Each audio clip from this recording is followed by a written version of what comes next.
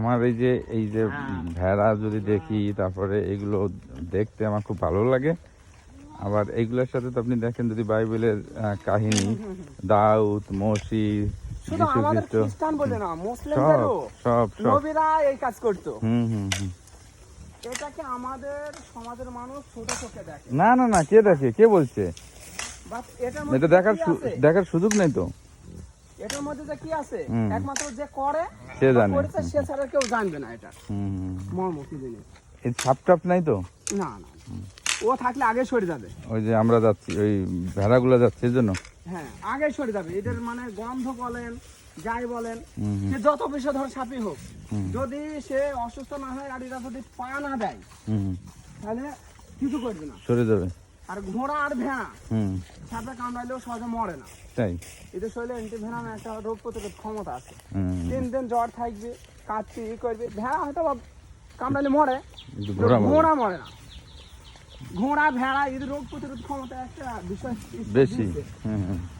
এটা গডলি। এটা আম খাবে, ভেড়া সব আম খাবে, এর জন্য দৌড়াই না। আম খাইলে তো প্রবলেম। আম খাইলে যে আম লেগে গেল, কারণ আপনি চড়ানোর কোষ 4 বস্তা আমের বাগান। ওই জন্য দৌড়াইছে না, এর জন্য দৌড়াইছে যে আম খুঁজে বেড়াইছে। এই যে রয়ে গেছে। আপনি 2-1টা কি রয়ে যায় না?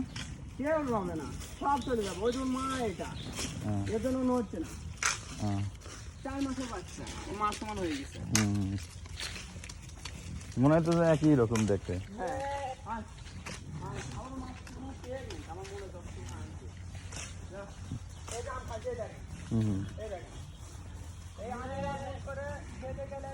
ঝামেলা।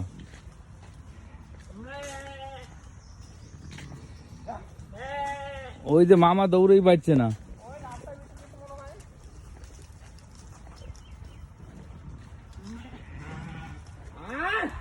আজকে আপনাদের সাথে সাথে আমিও আপনাদের হেল্প করতেছি।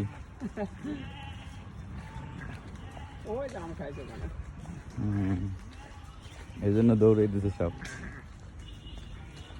আর এ তো আর বাচ্চার জন্য দৌড়াতে পারতেছে না। মানে মা প্রথম জিনিস, বাবা সন্তানকে ছেড়ে চলে যেতে পারে, মা যেতে চায় না। না, এর তো বাবা তো জানা নাই এর বাবা কেটা। না, মানুষের ক্ষেত্রে। ও আচ্ছা। বাবা মাকে ছেড়ে চলে যায়, সন্তানকে ছেড়ে চলে যায়। হ্যাঁ, কিন্তু মাই হচ্ছে নির্ভরযোগ্য ব্যক্তি। হ্যাঁ, বছরের পর নিজের মাংস খাওয়াবে, দুধ খাওয়াবে।